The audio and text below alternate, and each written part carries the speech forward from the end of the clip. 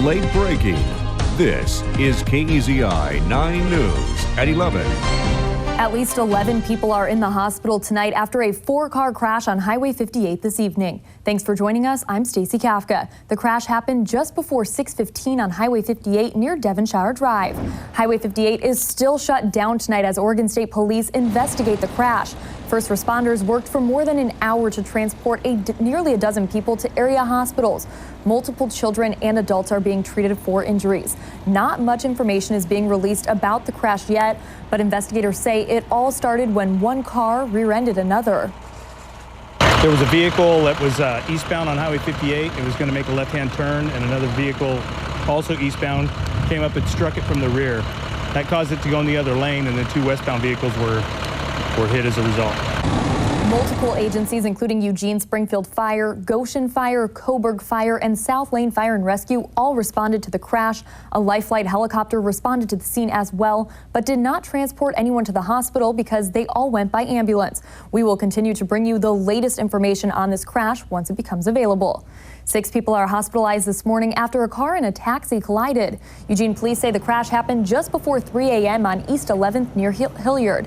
All lanes were shut down for a few hours, but they are now back open. Investigators say the driver of an Airport City taxi was going westbound on 11th when it collided with a Honda Civic going north on Hilliard.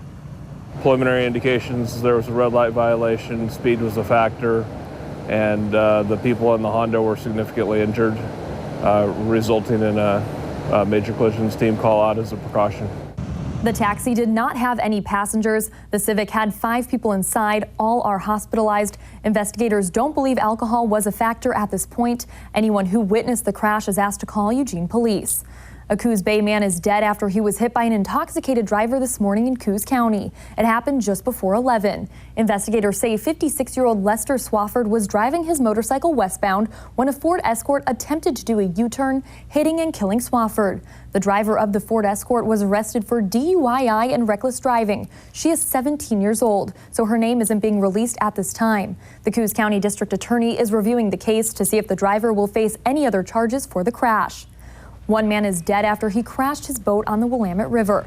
Just after 6:30 last night, the Lane County Sheriff's Office got a call that a pontoon boat overturned on the river near Jasper Road and Clearwater Landing in Springfield.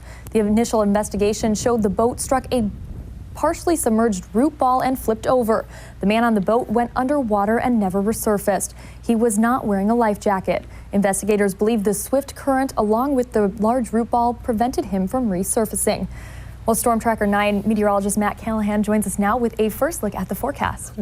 Well, Stacey, we saw temperatures very similar to what we saw yesterday. It was really almost like a repeat of yesterday. Just very sunny skies, warm temperatures in the 70s. But let's head over to the Storm Tracker 9 Weather Center. Take a look at current temperatures right now. Upper 50s to low 60s for the Willamette Valley. Upper 60s for the Umpqua Basin. Mid to lower 50s as you head out towards the coast.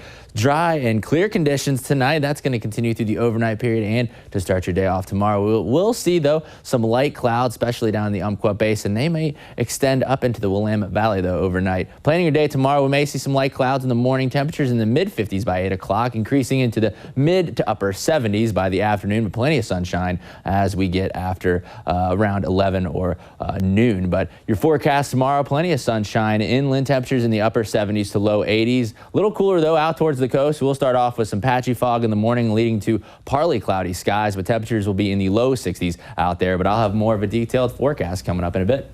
All right, thanks, Matt. A wildfire is burning 35 acres in the Tillamook State Forest northwest of Banks. The fire began late Saturday and burned overnight. A helicopter is dropping water on the blaze, and 2 bulldozers helped to get a line around the fire Saturday night. While firefighters don't know the exact cause yet, they believe it was human-caused. This fire started weeks before fire season normally begins in the area. For here in Northwest Oregon, something like this, yes, this is probably 3 weeks to a month ahead of time before we would see conditions that would probably give us something like this. He says this fire is making him nervous because he believes it's a start to a long fire season throughout the state. To help fight the buckskin fire in southern Oregon, the Forest Service has a special helicopter on standby. It's called a short-haul helicopter, specifically to be used for health emergencies during wildfires. So it would be 2 short haulers plus our medical bag here. and we've got oxygen, splints, a backboard, anything that we would need to extract the patient and get them to more advanced medical care. The short haul program just started at the beginning of this year's fire season, and this is the first time a short haul has come to Southern Oregon. There are only a few teams trained in this program right now. Governor Kate Brown has just been updated on how dangerous our fire season is predicted to be. Brown spoke with President Obama about this wildfire season this weekend and says the entire western part of the country, not just Oregon, will be receiving extra assistance from the federal government this year due to the dire outlook on this fire season. There are a number of federal resources available for Oregon and other western states to use in a couple of areas. And we will be accessing all of those to assist communities that are impacted by wildfire. Senator Ron Wyden introduced a bill that would add more federal money to the firefighting budget. It'll be talked about at a committee level soon. Today is Flag Day, and dozens celebrated by joining a flag ceremony at the Surbu Youth Services building. The building has been in Eugene for more than 14 years and has never had a flag on the campus. Thanks to the assistant divisions manager, Eugene Rotary Club, and other local companies and agencies, the first American flag on the campus was raised today by veterans from VFW Post 293. Well, it represents the government, and it's you know, we still live in America, and so it's appropriate to have a flag, especially if you represent the government. They also raised an Oregon flag at the ceremony. Next at 11, 7 months after a fire destroyed a local apartment complex, one resident is sharing his story, who he wants to thank for helping him get back on his feet. Plus, a Springfield company is hiring dozens of employees. More on a job fair tomorrow after the break. 11.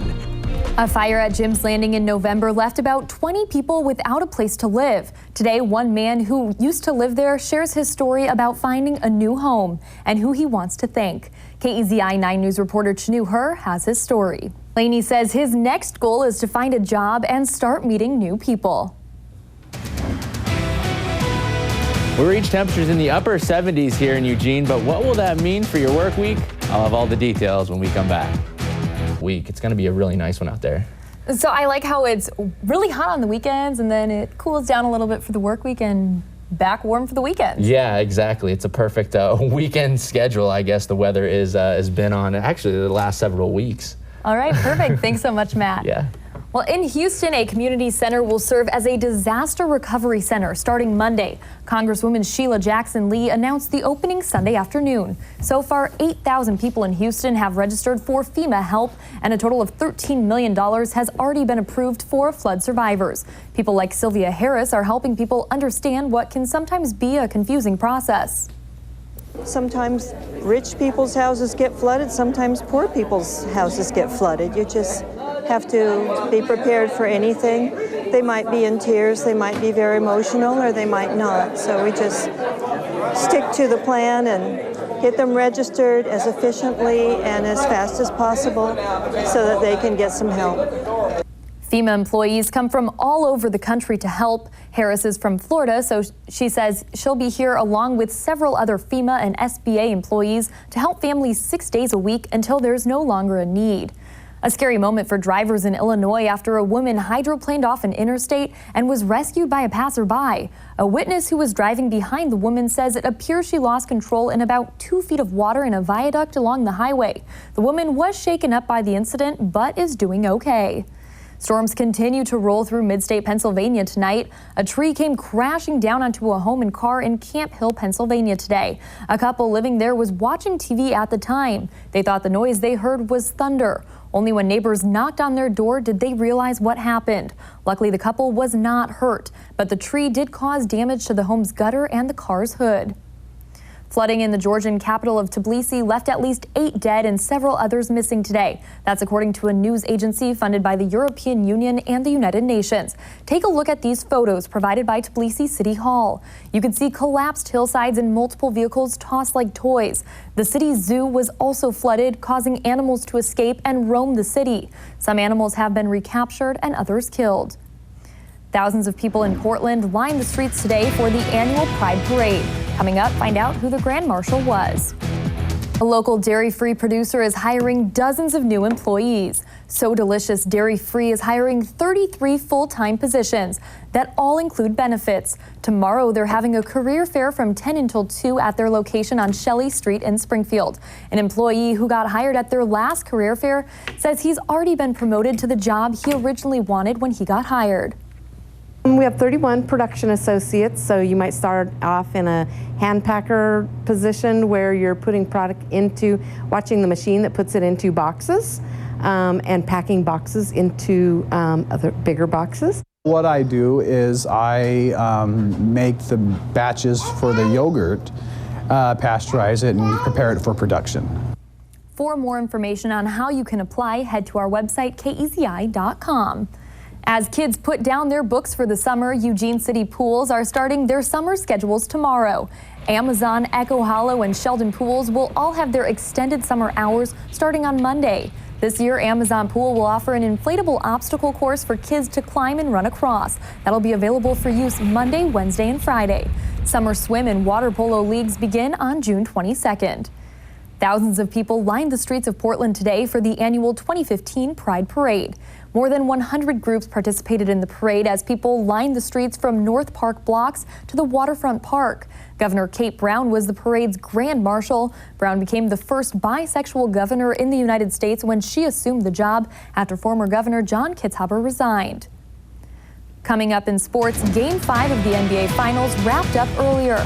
It was right here on KEZI, and with the series tied at 2, tonight was a big one. We have highlights and reaction next. And do you have a tip or story idea? We want to hear it. You can email us at listens@kezi.com or call us at 284-KEZI. Top track from this weekend. It was just an amazing week. Really is a Duck Dynasty going on at Hayward. And you guys have been very busy, so a lot in Sunday Sports Extra. Yeah. All right, thanks, Kristen. Spring cleaning is something most people are a little afraid to do. After the break, see what crews are doing to make sure one of the tallest monuments in the country stays looking good. It's a nerve-wracking job, but somebody has to do it. The nation's tallest monument, the St. Louis Gateway Arch, needs to stay clean. The U.S. National Park Service released this video of crews scaling the arch to clean it and collect samples of discoloration for a corrosion study. The Gateway Arch is about 630 feet above the city of St. Louis. Well, that video looks kind of terrifying. I definitely would not want to do that myself. But yeah. What's not terrifying is our forecast this week. Yeah, exactly. We'll see temperatures in the upper 70s tomorrow. Then we'll see temperatures dip and then set in the mid 70s by midweek through the rest of the week. Plenty of sunshine as well, mostly sunny skies through the rest of the week. Back into the 80s on Saturday. All right, so pretty good weather all throughout the region. Exactly, yeah. It's going to be pretty similar to what we've seen today through the rest of the week, really, so far. Perfect. Sunday Sports Extra is next.